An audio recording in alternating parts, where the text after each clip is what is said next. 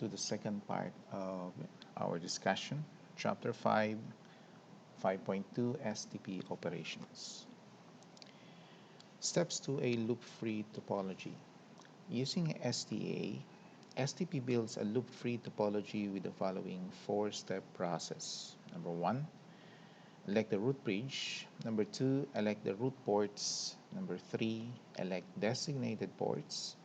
And number 4, elect alternate or block ports. This process will be explained in details a little later. During this process, switches use Bridge Protocol Data Unit or BPDU to share information about themselves and their connections. BPDU are also used to elect the root bridge and the port roles such as the root ports, designated ports, and alternate ports. Each BPDU contains a bridge ID or BID that identifies the source of the BPDU. The BID is involved in many of the STA decisions, including root bridge and port roles. The bridge ID contains three values: the bridge priority, MAC address of the switch, and an extended system ID. The lowest bridge ID, or BID, is determined by the combination of these three fields. Now, let's discuss these three fields or values. Bridge priority. All Cisco switches have a default bridge priority decimal value of 32,768. The range is from 0 to 61,440 in increments of 4,096. Remember that a lower bridge priority is preferable, which means that a bridge priority of 0 takes precedence over all other bridge priorities. Extended System ID. This is a decimal value that is added to the bridge priority value in the BID to identify the VLAN for this BPDU. So, if the BPDU belongs to VLAN 1, then it is added to the bridge priority value of, say, 32,768 plus VLAN 1, which is 1, resulting in a value of 32,769. MAC address. In case the two or more switches are configured with the same priority and have the same extended system ID, which means they are tie, the switch with the lowest MAC address value will have the lower BID. Also remember that MAC addresses are expressed in hexadecimal. Elect the root bridge. To elect the root bridge, all the switches in a broadcast domain participates and sends out BPDU frames every 2 seconds, exchanging BIDs. In the beginning, all switches declare themselves the root bridge with their own BID set as the root ID. The root ID is the bridge ID of the root bridge. Eventually, the switches learns which switch has a lower BID and will agree on one root bridge. Looking at our topology here, switches S1, S2, and S3 are connected in such a way that there is a switching loop here. With the priority and MAC address given, notice that S1 is the root bridge. Why? Well, if you look at the bridge priority there, S1 has the lowest, which is 24,577 compared to the value of 32,769 on both S2 and S3.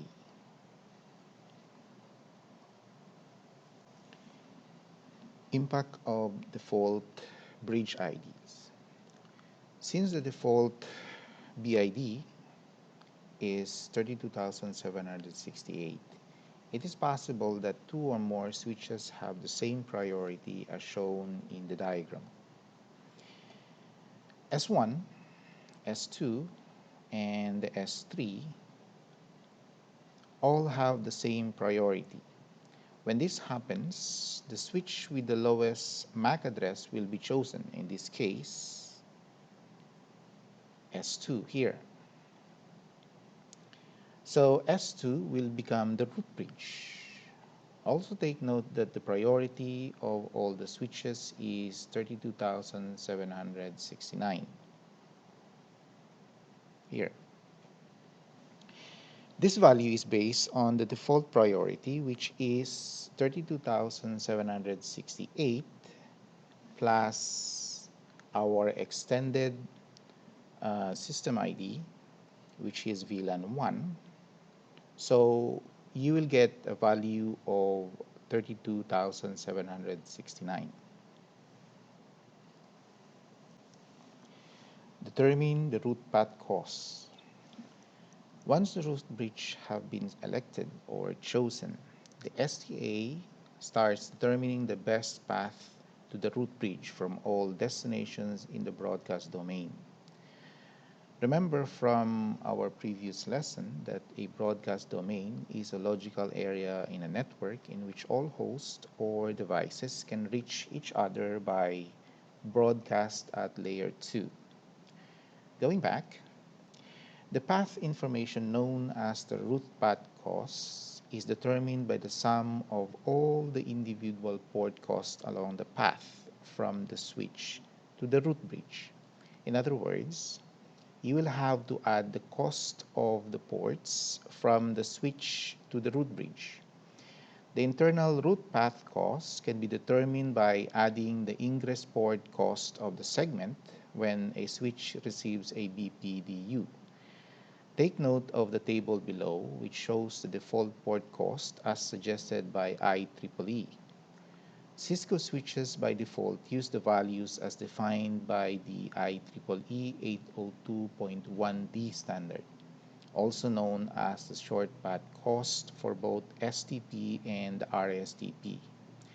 Now, although switch ports have default port costs associated with them, administrators can configure individual port costs, giving them the flexibility of controlling the spanning tree path to the root bridge.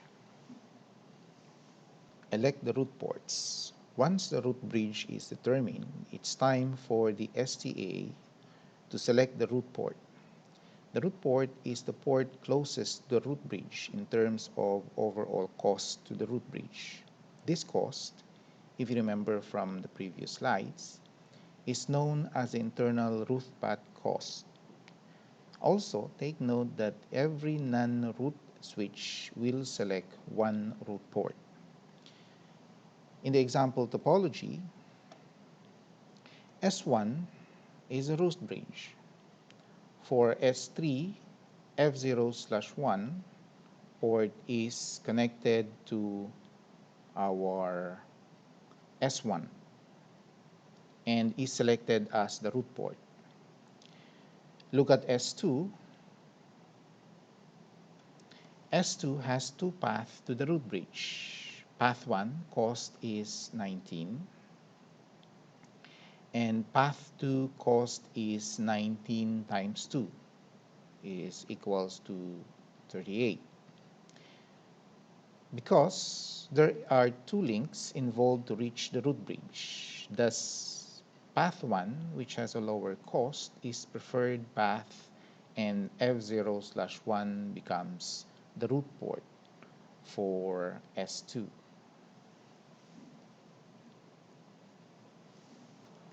Elect designated port. Designated port has the best path to receive traffic to the root bridge. Remember that every segment between switches will have a designated port. What is not a root port or a designated port becomes an alternate or black port. Refer to the diagram on the right. All ports on the root bridge are designated ports. Take note that one end of trunk 1 and trunk 3 is a root port here. So the other end is a designated port here and here, which in these examples are part of the root bridge S1. On segments between two switches where neither of the switches is a root bridge, the port on the switch with the least cost path to the root bridge is a designated port. Elect alternate or block ports. As previously mentioned, a port that is not a root port or a designated port becomes an alternate, block, or backup port. Alternate ports do not forward frames because they are in discarding or blocking state. In the example topology, F0/2 here on S3 is set as an alternate port by STA, effectively eliminating the loop. All other interswitch ports are in forwarding state. Now, what if a switch has multiple equal cost paths to the root bridge?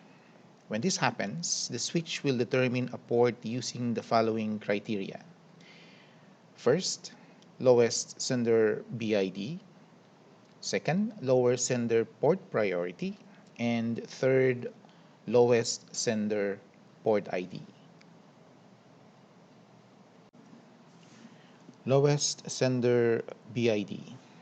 In the topology below, S1 is chosen as the root bridge. This means that all of its ports are designated port.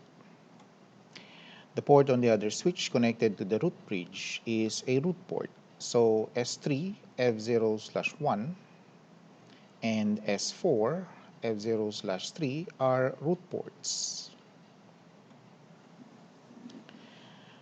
How about S2?